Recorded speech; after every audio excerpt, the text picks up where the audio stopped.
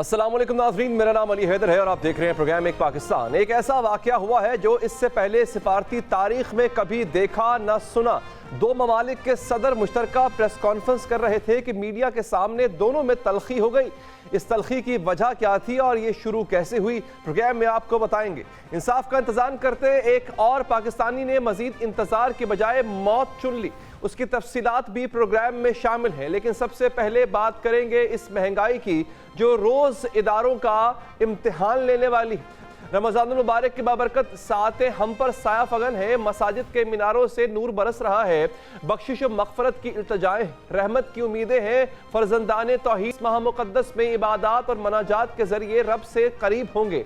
सहरो अफ्तार की रौनकें बहाल होंगी, लेकिन इस बार माह रमज़ान में ज़ख़ीरा अंदोज़ भी सरगर्म हो गए हैं।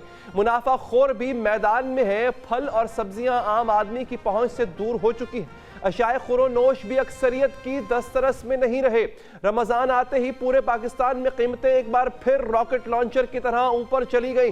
रमज़ानुल मुबारक से सिर्फ एक रोज़ कबल जो है वो एक एप्सोस की रिपोर्ट ने आम आदमी के दुख, दर्द और तकलीफ बयान किए हैं। रिपोर्ट के मुताबिक 88% पाकिस्तानी यौमिया घरेलू खरीदारी करने में मुतमईन नहीं है।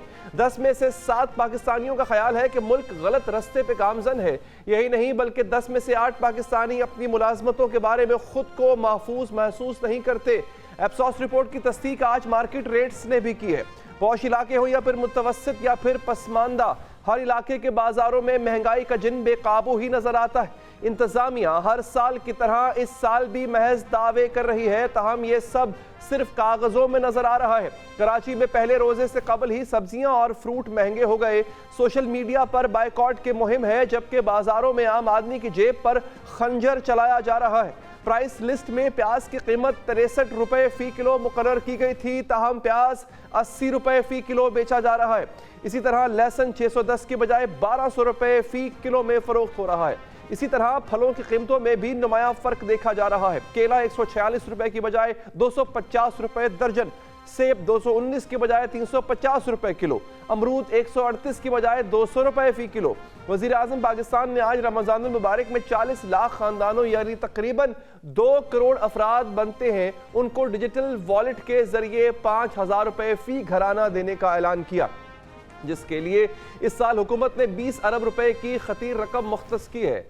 आए नाजरीन, एक फैमिली जिसमें मियाँ बीवी और 2 बेटे हों, उनका माहाना बजट बनाते हैं। चीनी एक माह में अगर 4 किलो जो है वो खाई जाती है तो सरकारी रेट 130 के हिसाब से 520 रुपए एक माह के बनेंगे। इसी तरह चावल एक माह में 8 किलो खरीदे जाएं तो मार्केट में चावल का रेट 330 रुपए फी किलो है, यानी एक खानदान एक माह में 2900 रुपए के चावल खा जाएगा। इसी तरह दाल माश आधा किलो 250 रुपए किलो, दाल मसूर 1 किलो 300 रुपए, चने 2 किलो 1000 रुपए में, और दाल मूंग आधा किलो 380 रुपए, यानी दालों पर खर्च 1930 रुपए आएगा। आटा 10 किलो अगर पंजाब का रेट ही रखा जाए तो फिर 785 रुपए में मिलेगा। खजूरें एक खानदान में एक माह में 2 किलो भी खाई जाए तो इनके भी 800 रुपए बनते हैं। घी एक खानदान 3 किलो इस्तेमाल करे तो इसकी कीमत होगी 1950। इन बुनियादी चीज़ों पर एक ही माह में कम से कम 8885 रुपए खर्च होंगे। ये हमने बहुत मिनिमम बताया है और हो सकता है बहुत से ऐसे खर्चे हों जो शायद हमसे स्किप हो गए। इसी तरह अगर किसी आम आदमी का दिल पकौड़े खाने का कर जाए, इफ्तारी में फूड चाट पर जी ललचाए, उसका गोश्त और दालें खाने का मन हो, तो यह बजट कई गुना बढ़ जाएगा। अब वज़ीर आज़म के इन 5000 रुपए से तो ना केले और ना ही अमरूद एक माह तक आ सकते हैं। स्ट्रॉबेरी और सेब तो जैसे खा भी रह जाएगा। शहरी भिंडी, प्याज, आलू, टमाटर खरीदने से पहले 1000 बार सोचेंगे। हुकूमत के 5000 रुपए ऊंट के मुंह में जीरे हैं। लेकिन सवाल यह है कि हुकूमत रमज़ानुल मुबारक से कबल इन महंगाई, ज़ख़ीरा अंदोज़ी और मुनाफाखोरी को कंट्रोल करने के लिए इक़दाम क्यों नहीं उठाती? सरकार प्राइस लिस्ट के कागजों तक ही महदूद रहती है। अगर मामला डिमांड और सप्लाई का है तो हुकूमत डिमांड बढ़ाने के लिए इक़दाम क्यों नहीं उठाती? ताजरों को पाबंद क्यों नहीं किया जाता कि रमज़ानुल मुबारक में फूड चेन बहाल रखने के लिए इस माह मुक़द्दस से पहले इक़दाम उठाए जाएँ? नाज़रीन, ये एक ऐसा मामला है जो कि हर साल उठता है। बात करेंगे इस हवाले से। हमारे साथ हमारे नुमाइंदगान मौजूद हैं। इस्लामाबाद से एहतशामुल हक, लाहौर से राना वहीद, कराची से सलाहुद्दीन अली और पेशावर से सफ़ीरुल्लाह। पहले चलते हैं कराची। सलाहुद्दीन साहब, कराची में इस वक्त क्या तैयारी है और यहाँ पे महंगाई का क्या जोर है? देखिए, आपने कहा कि कितना फ़र्क पड़ा है जो कीमतें हैं उसके अंदर। सबसे पहले अगर मैं फलों की बात करूं तो फलों की कीमतें जो हैं वो इस वक्त आसमान से बातें कर रही हैं। सेब की कीमत जो है 2-3 कैटेगरीज में सेब जो है फ़रोख्त होता है, तो जो 200 रुपये का सेब था वो अब 350 रुपये में फ़रोख्त हो रहा है, और जो 300 रुपये वाला था वो अब 450 और 500 रुपये में फ़ी किलो जो है फ़रोख्त हो रहा है। इसी तरह केले की कीमत की अगर बात करें, जो ज़्यादातर इस्तेमाल होता है फ्रूट के अंदर, वो जो है उसकी 100% कीमत में इजाफा हो गया है। उसकी केले की कीमत जो है वो 100 रुपये से बढ़कर जो है 200 रुपये पर पहुंच गई है। और इसी तरह दीगर फलों की बात करें, किन्नू की बात करें तो किन्नू को तो जो है वो आम आदमी अब हाथ नहीं लगा सकता, क्योंकि वो जो दर्जन के हिसाब से कराची के अंदर मिलते हैं, तो वो इस वक्त उसकी कीमत जो है 450 रुपये जो है फ़ी दर्जन हो चुकी है। और उससे थोड़ा सा बेहतर अगर किन्नू ख़रीदा जाए तो वो 550 रुपये फ़ी दर्जन पे पहुंच चुका है। इसी तरह खरबूजे की अगर बात करें तो खरबूजा जो 100 रुपये में 150 रुपये में जो 2.5 किलो में कल मिल रहा था, वो आज 100 रुपये में सिर्फ फ़ी किलो में मिल रहा है। तो इसी तरह इसके हवाले से आपने मैकेनिज़्म की बात की, मैकेनिज़्म बिल्कुल मौजूद है। कमिश्नर कराची की जानिब से जो है वो रेट लिस्टें जो है वो जारी कर दी गई हैं। अच्छा। केले की जो उन्होंने रेट जारी किया है वो 120 रुपये फ़ी दर्जन जारी किया, लेकिन 200 रुपये मिल रहा है। बढ़ता हूँ, कराची से लाहौर चलते रहना भाई साहब। आई एम श्योर लाहौर में भी ऐसा ही हो रहा होगा, वहां पर भी दूध की नहरें नहीं बह रही होंगी, लेकिन कंट्रोल क्यों नहीं किया जाता सर, जब ये बात आपको पता है कि अपने मुकर्रर करदा रेट पर चीजें नहीं मिल रही हैं? यकीनी तौर पे जो इंतजामी अहदेदार हैं उनको भी पता होगी, तो सर कंट्रोल क्यों नहीं किया जाता? अली भाई, अगर देखा जाए तो लाहौर के अंदर जो सूरत हाल है वो भी यूं की तू वैसी ही है जैसे कराची में मेरे जो वहाँ पे नुमाइंदे हैं वो बता रहे थे कि यहाँ पे जो सूरत हाल है, यहाँ पे 500 रुपया जो पेटी के हिसाब से अगर बात की जाए तो खरबूजे की पेटी में मंडी के अंदर इजाफा हुआ है। और जो मार्केट के अंदर है, जाहिर है जब कल खरबूजा 100 रुपये किलो में मिल रहा था, आज 150 से 200 रुपये फी किलो में जो है वो फरोख्त हो रहा है। इसी तरह अगर बात की जाए जो एप्पल की, तो एप्पल में भी जो है आज जो अव्वल जो कैटेगरी का एप्पल है वो 500 रुपये फी किलो में फरोख्त हो रहा है। तो इसी तरह जो तकरीबन हमने देखा कि बहुत सारे जगहों के ऊपर जो है, अगर फ्रूटर की बात की जाए, माल्टे की बात है, तो वो भी उसकी कीमत में भी जो है इजाफा किया गया है। 550 रुपये में अव्वल जो फ्रूटर है, किन्नू है, वो फी दर्जन मिलता है। और इसी तरह अगर किसी ने उसको केजी के हिसाब से लेना है तो वो 250 रुपये केजी जो है वो फरोख्त हो रहा है। तो यहाँ पे दावे किए जाते हैं, लेकिन जो असल मसला है वो यही है कि मंडी के अंदर हम देखते थे कि माजी के अंदर वहाँ पे डिप्टी कमिश्नर और एसीज की ड्यूटी लगती थी कि वो बोली के वक्त वहाँ पे मौजूद होते थे, वो वहाँ पे कंट्रोल करते थे महंगाई को। जब मंडी से कंट्रोल होगी तो फिर रेट लिस्ट के ऊपर जो यहाँ पे बाजार में आती है चीजें, उस पर अमल दरामद होगा। मेरे साथ यहाँ पे एक दुकानदार है, उनसे बात करते हैं कि वो क्या कहते हैं। आप रेट लिस्ट के ऊपर क्यों नहीं फरोख्त करते चीजें, क्या वजह है? भाईजान, रेट लिस्ट के मुताबिक मुझे मंडी से नहीं मिल रही, मंडी से नहीं मिलेगी। हम आज बहुत परेशान हैं। ये किलो 530 रुपए दर्जन पड़ रही है तो 420 बेच रहे हैं। मजबूरी है ना, क्या करें, और कुछ कर नहीं सकते। वहाँ पे जब सुबह जाते हैं बोली के वक्त, आप वहाँ पे deputy commissioner, AC assistant commissioner मौजूद होते हैं? सानू कोई नहीं उथे मिलने जी। ਅਸੀਂ ਇਹ ਫੜੀਆਂ ਕੋਲ ਉੱਥੇ ਬੋਲੀ ਤੇ ਖਲੋਤੇ ਹੁੰਨੇ ਆ, 500 ਵਾਲੀ ਚੀਜ਼ ਉਹ 700 ਦੇ 750 ਉਤੋਂ ਪੈਸੇ ਹੱਥ ਬੜੇ ਹੁੰਦੇ ਨੇ, ਉਤੋਂ ਝਟਕਾ ਮਾਰਦੇ ਨੇ, ਤੇ ਕਿਸੇ ਕੀ ਕਰੀਏ, ਅਸੀਂ ਕਿਹੜੇ ਪਾਸੇ ਜਾਈਏ, ਸਾਨੂੰ ਵੀ ਦੱਸੋ ਨਾ, ਅਸੀਂ ਕਿੱਥੋਂ ਲਿਆ ਕੇ ਇਸ ਭਾਅ ਵੇਚ ਗਏ। तो ये रमजान आने से पहले इतना फर्क क्यों पड़ गया? 500 रुपया पेटी खरबूजे में फर्क पड़ गया। ये आज दो दिन हो गए, अभी रमजान सुबह है, आज रमजान का काम पहले शुरू कर दिया, डबलिंग रेट कर दिया उन्होंने। अच्छा, मंडी में इतना रेट है? मंडी में इधर हमने इधर क्या करना है, हमने तो 10 20 15 रुपए 10 रुपए दर्जन की किलो की कमाई लेनी है, तो हम कहाँ से घर से लाके पूरे करेंगे? तो वहाँ पे आपको कभी डीसी, डिप्टी कमिश्नर या असिस्टेंट या मजिस्ट्रेट? मुझे 20 साल हो गए मंडी के काम में कर रहा हूँ, मुझे आज तक मैंने कभी देखा ही नहीं है। जी, आप ये देख रहे हैं कि यहाँ पे और भी लोग हैं जो सूरत हाल है, क्या कहेंगे? फ्रूट महंगा क्यों कर दिया? एक दिन का फर्क और 150, 100, 200 रुपए का केजी में फर्क पड़ गया। भाई बाजार में जाए हैं, यहाँ पे कल 1000 रुपये का खरबूजा था, आज 1600 रुपये का कर दिया उन्होंने। कल 1000 का बिका, भी एक दिन है रमजान में। महंगाई पीछे से होती है, आप पीछे जाएं, पीछे लेस करवाएं, फिर हम भी लेस बेचेंगे। हमारे 10-20 रुपये मार्जिन है, इससे ज़्यादा हमारा मार्जिन नहीं है। हम आप क्या कहेंगी? महंगी हो गई है, फ्रूट आपने खरीदा है, यहाँ पे कितना फर्क पड़ा है? अस्सलाम वालेकुम। देखें रमज़ान में दूसरे मुल्कों में जाओ तो रमज़ान जब आता है बड़ी बड़ी ऑफर्स लगती हैं, मॉल्स में लगती हैं, फ्रूट्स पे लगती हैं, हर चीज़ पे बड़ी ऑफर्स लगती हैं। और हमारा इस्लामी मुल्क पाकिस्तान, उसमें ये हाल है कि ये देखें, ये जो सेब 100 रुपए या 60 रुपए मिलता है, आज मैंने वाइट वाला इतना छोटा, ये मैं 150 रुपए मैंने अभी यहाँ से परचेज किया है। 130 रुपए मैंने 5 किलो लगाए तो उसने 120 रुपए लगाकर मुझे दिया है। अदरवाइज अगर मैं 1 किलो लूँ तो वो 150 रुपए का ही दे रहे हैं। तो सोचें कि हम किस तरीके से अपने घर के, अपने बच्चों को किस तरीके से खिलाएं। अल्लाह का शुक्र है हम फिर भी खरीद रहे, लेकिन आप दूसरे लोगों को देखें कितने मजबूर हैं। ये रेड लिस्ट में मिलती हैं, रेड लिस्ट जो वहाँ उस पे लिखा होता है उसी पे मिल रही है। रेट लिस्ट तो ये अब लगी है, मैं बता तो रही हूँ, ये 80 रुपए या 100 रुपए ये सेब ठीक है है। जो अच्छा वैसे ना ये अब दुकानदार से जब भी पूछा जाए राना साहब, वो यही कहते हैं कि जी पीछे से मंडी से ऐसा मिल रहा है।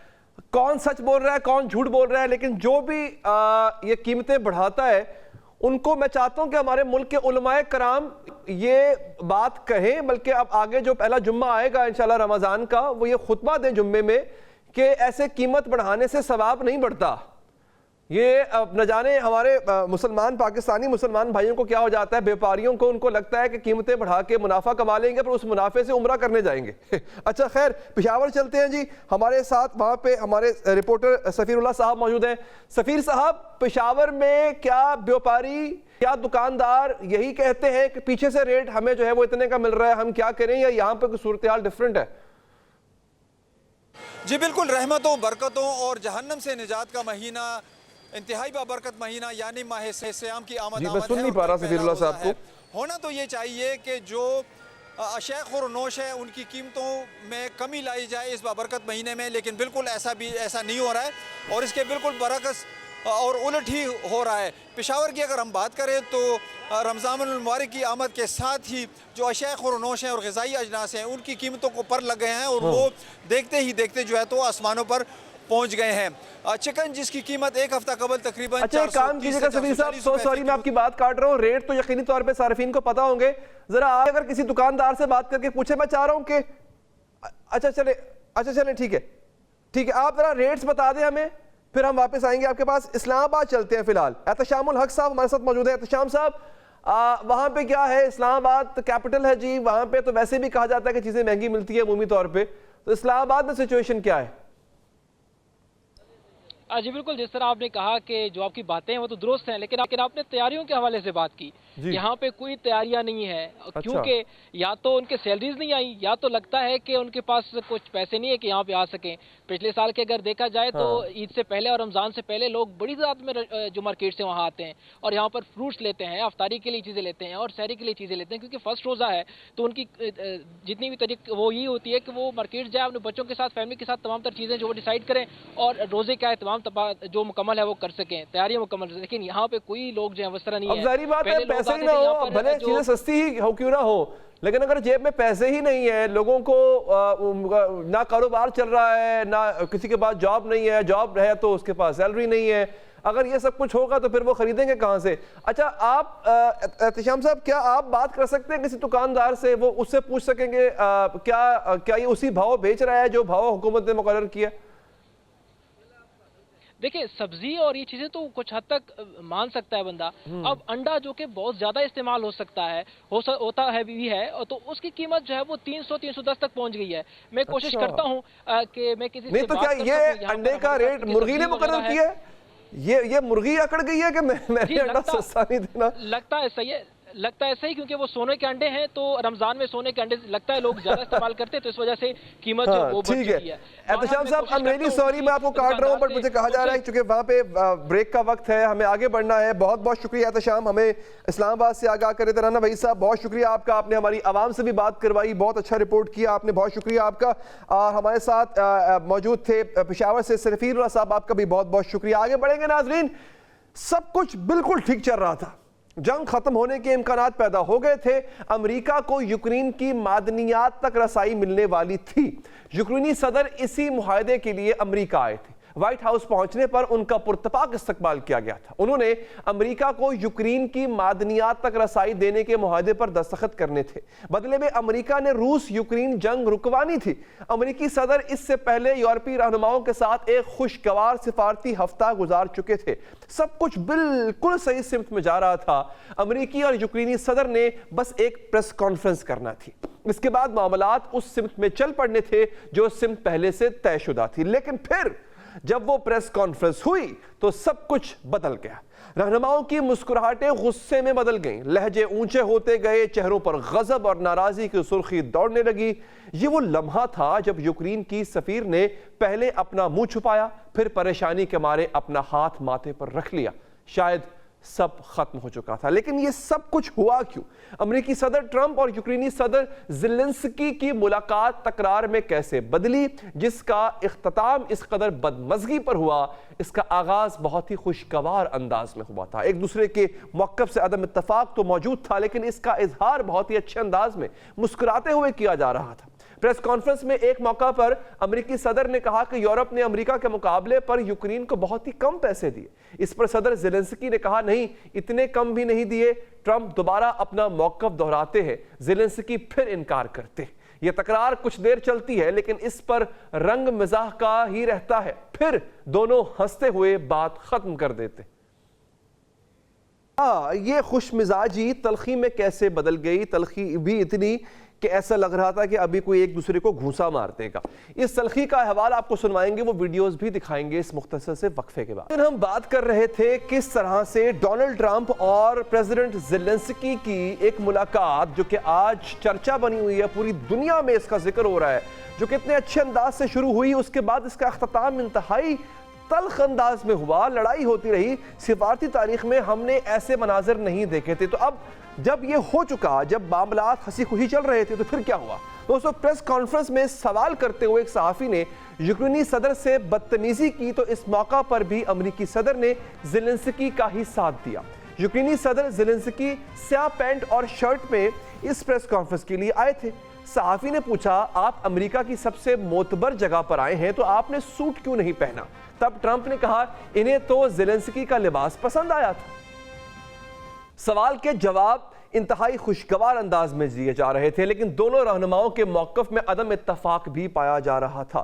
ट्रंप रूस और यूक्रेन में जंग बंदी की जो डील करा रहे हैं, व्लादिमीर ज़ेलेंस्की की ख्वाहिश है कि रूस से जमानत भी ली जाए कि वो इस मुआहदे पर कायम रहेगा, जबकि ट्रंप का कहना था कि एक दफ़ा डील हो गई तो फिर किसी जमानत की ज़रूरत ही नहीं रहेगी। ये वो मौका था जहां खुशगवारी गैर महसूस अंदाज में तलखी में ढलने लगी।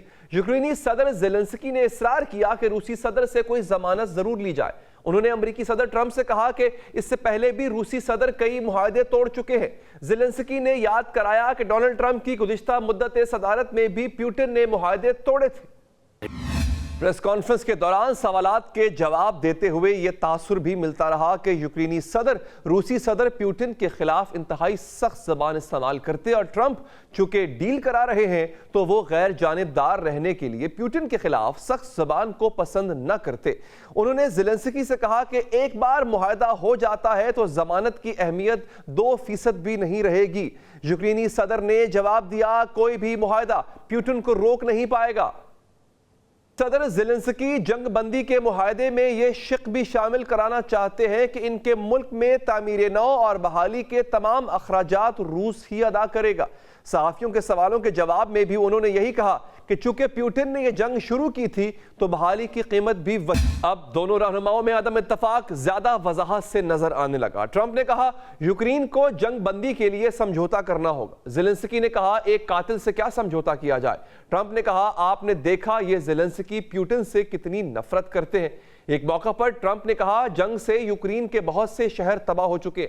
ज़ेलेंस्की ने इस मौका पर इन्हें टोक कर कहा, ऐसा नहीं है। लेकिन तलखी तब हुई जब नायब अमेरिकी सदर JD वैंस ने कहा कि मामलात को सिफारतकारी से हल करना होगा। ज़ेलेंस्की ने कहा कि सिफारतकारी की इससे पहले कई कोशिशें हुई जो नाकाम हुई। उन्होंने यह भी कहा कि नायब अमेरिकी सदर यूक्रेन का दौरा किए बगैर वहां के हालात से कैसे वाकिफ हो सकते हैं। इस पर नायब अमेरिकी सदर ने कहा है कि वो ऊंचा ना बोले। ट्रंप कहते हैं जेडी वैंस ऊंचा नहीं बोल रहे। यूक्रेनी सदर ने कहा कि अगर अमेरिका को भी जंग का सामना हुआ तब इसे भी लग पता जाएगा। इस बात पर ट्रंप को भी गुस्सा आ गया।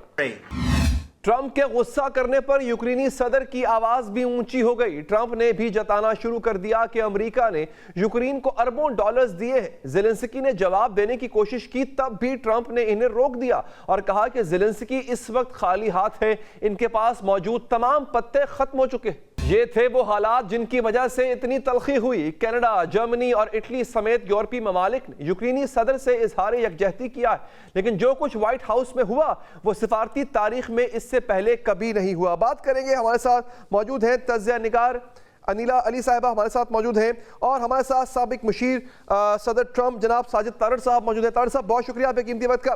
तारड़ साहब, ट्रंप साहब के बारे में कहा जाता है कि वो बड़ी ब्लंट बात कर जाते हैं, लेकिन हम ये देख रहे थे कि यहाँ पे ज़ेलेंस्की ने पहले अटैक किया। कि जो कुछ आपने देखा, आई एम श्योर पूरी दुनिया ने देखा, ये सिफारती तारीख में कभी नहीं हुआ, स्पेशली ओवल ऑफिस में बैठ के। क्या कहेंगे सर इस पर आप? मैं समझता हूं जो मेरा इस पे तजिया है, एक नाकाम एक्टर है, एक कॉमेडियन है, एक डांसर है, एक डिक्टेटर माइंडसेट का बंदा है, और ना सिर्फ ये कि वो करप्ट भी है, इसमें कोई शक नहीं है। और दूसरा, पिछले 12 साल से ओबामा बाइडेन एडमिनिस्ट्रेशन ने यूक्रेन वार को एज ए ATM मशीन इस्तेमाल किया, इसको एक मनी लॉन्ड्रिंग मशीन इसको बनाया, और फिर आज सारी दुनिया ने देखा कि इसका रिजल्ट क्या निकल रहा है। $350 billion American blood and sweat जो है, और वो मासूफ कहते हैं कि हमें सिर्फ 70 बिलियन मिला है। तो 100-150 billion dollar doesn't not matter, it's a change money. और दूसरी सबसे बड़ी बात यह है कि एक डांसर आकर दुनिया की वाहिद सोल सुपर पावर उसके ओवल ऑफिस में बैठ के बगैर किसी प्रॉपर अटायर के, ड्रेसअप के, उसको लेक्चर दे रहा है और बता रहा है कि अटलांटिक भी खत्म हो जाएगा, तुम्हारा अटलांटिक तुम्हें बचाता रहा, खत्म हो जाएगा, उसको डिक्टेट कर रहा है। और उसकी पूरी हिस्ट्री देखें, उसका पूरा एक प्रोफेशन ये है कि हर कंट्री के अंदर जाके पैसे मांगने, और उन पैसों को आप कभी जाके दुबई और इस वक्त यूएई में देखें कि यूक्रेनियन प्रॉपर्टी इस तरह खरीद रहे हैं जिस तरह केक खरीदे जाते हैं। लेकिन अमेरिकन कौम जो है उसको पिछले 12 साल से धोखा दिया गया ओबामा और बाइडेन एडमिनिस्ट्रेशन की तरफ से, लेकिन no more. President Trump is president तो ट्रंप। तारड़ साहब, अब ये बताएं, अब होगा क्या? अब क्या ये डील होगी? क्या अमेरिका मुसल्लत करेगा इस डील को यूक्रेन पर? क्योंकि ये तो बगैर मुआहदा साइन किए चले गए थे। देखिए, इसके दो मैं बताना चाहूंगा होगा क्या। पहले ही प्रेसिडेंट ज़ेलेंस्की जो है is the most unpopular person in Ukraine. जब भी पुतिन कहते हैं वहां इलेक्शन कराए जाएं तो वो घबरा जाते हैं। जब भी डोनाल्ड ट्रंप साहब ने कहा है कि you are not popular, let's have election, वो घबरा जाते हैं। अब 2-4 चीजें होंगी, या तो वहां पे इनको रिप्लेस किया जाएगा, वहां पे इम्पीचमेंट का प्रोसेस शुरू हो चुका है, या वहां पे कोई दूसरा ताकतवर शख्स जो है वो आगे आएगा और वो डील करेगा डोनाल्ड ट्रंप साहब के साथ और रशिया के साथ। अच्छा। और या फिर ये होगा कि ये यूरोपियन लीडर जो लिबरल माइंडसेट है, मैक्रोन जैसे और जर्मनी जैसे लिबरल लीडर जो हैं, ये यूक्रेन तीसरी थर्ड वर्ल्ड वॉर की तरफ जाएंगे। वो इसको आज भी उकसा रहे हैं, और खुद इनकी हालत ये है कि अपने आप को डिफेंस करने से लाचार है। हमेशा अमेरिका इनको प्रोटेक्ट करता रहा है, और ये अपने लिबरल एजेंडे, सोशलिस्ट एजेंडे को एंजॉय करते रहे हैं। लेकिन world has changed, it's a Donald Trump now, और मेरे ख्याल में या दुनिया तीसरी थर्ड वर्ल्ड वॉर की तरफ बढ़ जाएगी, या अच्छा, इसी बात का इज़हार बार बार डोनाल्ड ट्रंप करते रहे कि तुम दुनिया को थर्ड वर्ल्ड वॉर की तरफ लेके जा रहे हो, जो तुम्हारा मिजाज है, तुम्हारी जो पॉलिसीज है। मैं सर आपके पास वापस आता हूं। तारड़ साहब, अनिला साहिबा, बहुत शुक्रिया आपका। आपने भी देखा, आपने भी विटनेस किया, क्या कभी ऐसी तारीख में कभी हमने नहीं देखा है सिफारती सतह पे इस तरह से स्पैट होना? क्या कहेंगे इस पे आप? जी, ये हम सब के लिए एक शॉक की तरह से आया है। ये जरूर बात है कि ये पहले कभी नहीं हुआ है, अमेरिका की तारीख में नहीं हुआ है। सारे जो जर्नलिस्ट हैं वो यहाँ पर परेशान हैं कि ये क्या हो गया। कुछ लग रहा था कभी कभार कि ये हाई स्कूल के आर्ग्यूमेंट हो रहा है, डिबेट हो रही है, लेकिन ये ऐसी डेफिनेटली पूरी दुनिया के सामने ऐसा नहीं होना चाहिए था। कुछ ये सुनने में भी आया है और मैं इसके बारे में लिख भी रही थी कि हम एक्सपेक्ट कर रहे थे कि जो प्रेसिडेंट ट्रम्प ये बोलने वाले हैं या जो भी होने वाला है ये जरा सा तल्ख होगा, कॉन्वर्सेशन मोहब्बत से नहीं होने वाला था, क्योंकि ये सुनने में आता है कि प्रेसिडेंट ज़ेलेंस्की से प्रेसिडेंट ट्रम्प ने पहले मांगे थे वो डॉक्यूमेंट्स जो प्रेसिडेंट बाइडेन को इम्प्लिकेट करते हैं और उनके सन को इम्प्लिकेट करते हैं, और वो उन्होंने मना कर दिया था। वो डॉक्यूमेंट उनके पास कहां से आ गए? डीसी में सब सर्कल्स में ये कहा जा रहा था कि तलखियां होने वाली हैं, क्योंकि उन्होंने नहीं दिया, जिसके के बाद आपने देखा होगा एकदम से प्रेसिडेंट ट्रम्प ने उनको डिक्टेटर कहना शुरू कर दिया था और कहा था कि तुम अपने इलेक्शंस होल्ड करो अपने मुल्क में ज़ेलेंस्की को, और कि तुमने डेमोक्रेसी को वायलेट किया हुआ है और इलेक्शंस नहीं होल्ड किए हैं। तो ये सुनने में आ रहा है कि ये एक्सपेक्टेड था, लेकिन ये ऐसा हो जाएगा कि वो उनको कहेंगे कि निकलो, और जेडी वैंस भी कहेंगे कि भाई आप रूड ना हो। ये कभी हमने एक्सपेक्ट नहीं किया था, क्योंकि जो भी है, ठीक है। अच्छा, वैसे आप एक बिल्कुल डिफरेंट मौका अपनाया जिससे लग ये रहा है कि शायद ट्रम्प की कोई अपनी जाती पसंद नापसंद है ज़ेलेंस्की को लेकर के। इस पर तारड़ साहब से भी बात करेंगे। एक मुख्तसर सा वक्फा लेते हैं नाज़रीन, वक्फे के बाद हाजिर होंगे। ब्रेक के बाद हाजिर है साजिद तारड़ साहब। सर, अब ये एक मुख्तलिफ मौक़िफ़ है अनिला साहिबा का, आप इससे एग्री डिसएग्री कर सकते हैं, बट क्या कोई पर्सनल लाइक्स और डिसलाइक है ट्रम्प की ज़ेलेंस्की को लेकर के?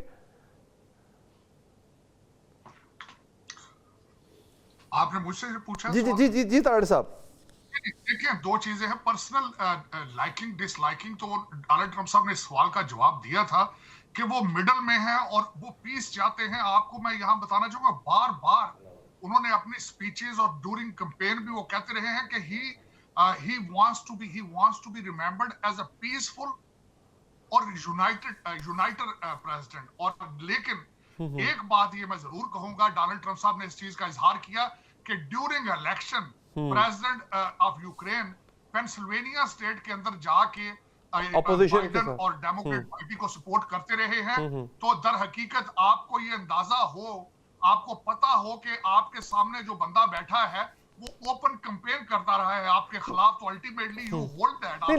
लेकिन सर देखिए, ये पर्सनल लेवल पे तारड़ साहब, अगर आप ट्रम्प के ट्वीट्स पढ़े कुछ दिनों पहले वाले, अभी ज़ेलेंस्की की और ट्रम्प की मुलाकात नहीं हुई थी, तो ज़ेलेंस्की को एक मीडियोकर कॉमेडियन कहना, फिर डिक्टेटर कहना, यानी देखा जाए अगर आज सारी उंगलियां ज़ेलेंस्की पे उठ रही हैं कि उसने सिफारती आदाब पे ख्याल नहीं रखा, तो ट्रम्प साहब ने इसका आगाज बहुत पहले कर दिया था अपने ट्वीट्स में।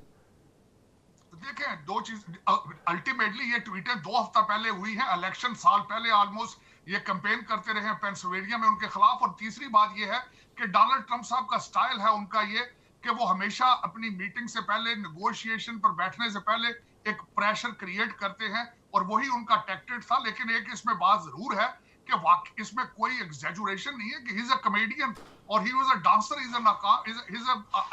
एक नाकाम एक्टर है, लेकिन उनका इस तरीके से दुनिया के सोल सुपर पावर के प्रेसिडेंट को आके मार्क करना, उनको आगे से इशारे करना, उनको इस तरीके से लेक्चर देने की कोशिश करना, this is a slap on the face of America. Matter of fact, जो कुछ भी है डोनाल्ड ट्रम्प साहब ने किया है, $350 बिलियन भी अमेरिका ने दिया है। असला आज अगर स्टारलिंक को बंद कर दिया जाए तो यूक्रेन की वार 1 घंटा नहीं चल सकती। इस सारी चीजों का पता होने के बावजूद आप आकर वहां लेक्चर देने की कोशिश करें, डराने की कोशिश करें, ओशन की बात की जाए, फिर बार बार बताया जाए कि आपने ये किया है, आपने ये किया है, तो मैं समझता हूं कि it is very difficult for American to digest it. और सर्कमस्टांसेस ये हो कि आपके सारे करप्शन के आपके ऊपर चार्जेस हो, आप पॉपुलर भी ना हो अपने कंट्री के अंदर, और वार लड़ने की सलाहियत भी ना रखते हो, तो क्या ख्याल है बिहेवियर इस तरह का होना चाहिए था? अच्छा, चले ठीक है, ये एक अच्छा सवाल आपने किया है कि क्या बिहेवियर ऐसा होना चाहिए था। अब जो कुछ हुआ है अनिला साहिबा, इसके बाद यूरोप और अमेरिका के ताल्लुकात कैसे रह सकते हैं अच्छे? क्या, क्योंकि लग ये रहा है कि Europe is siding with Zelensky. जी, मेरा नहीं ख्याल है कि अब ये वही रिलेशनशिप होगी जो पहले होती थी। आपने ये देखा, बल्कि मैं अभी यूरोप से ट्रैवल करके अमेरिका आ रही हूँ और यहाँ पर काफ़ी जो यूरोपियन नेशंस के लीडर्स हैं, वो कह रहे हैं कि हमें अब एक जो नेक्स्ट 100 इयर्स हैं, उसमें अपने आप को स्ट्रेंथन करना पड़ेगा। प्रेसिडेंट ट्रम्प जब से आए हैं, नेटो जो प्रेसिडेंट बाइडेन ने स्ट्रॉन्ग किया था, स्ट्रेंथन किया था और यूरोप को यूनाइट किया था, वो भी अब वीक हो गया है। तो यहाँ पर एक इनमें डर भी आ गया है कि अब हमें सोचना पड़ेगा कि अमेरिका पे हम रिलाई नहीं कर सकते हैं और हमें अगर कल को रशिया दोबारा अटैक करता है किसी यूरोपियन नेशन को, तो हमें अपना डिफेंस सिस्टम और मुत्तहिदा अपने मुल्कों को मुत्तहिद करना पड़ेगा। तो अनिला साहबा, ये भी तो कहा जाता है ना कि चूंकि अब वक्त बदल गया, हालात बदल गए हैं। माजी में कम्युनिस्ट ब्लॉक एक थ्रेट था अमेरिका के लिए और अमेरिका उसके लिए यूरोप को की मदद करता था ताकि वो जो है वो अमेरिका सेफ रहे। यूरोप एक बफर जोन था उसके लिए, लेकिन अब वो नहीं रहा है, वो कम्युनिस्ट ब्लॉक खत्म हो चुका हुआ है। तो अमेरिका को शायद ये भी लगता है, या खैर शायद हो सकता है ट्रंप की ये सोच है कि अब अमेरिका अपने टैक्स पेयर्स का पैसा वो इस यूरोप को स्ट्रेंथन करने में या उनके डिफेंसेस को स्ट्रेंथन करने में क्यों लगाए?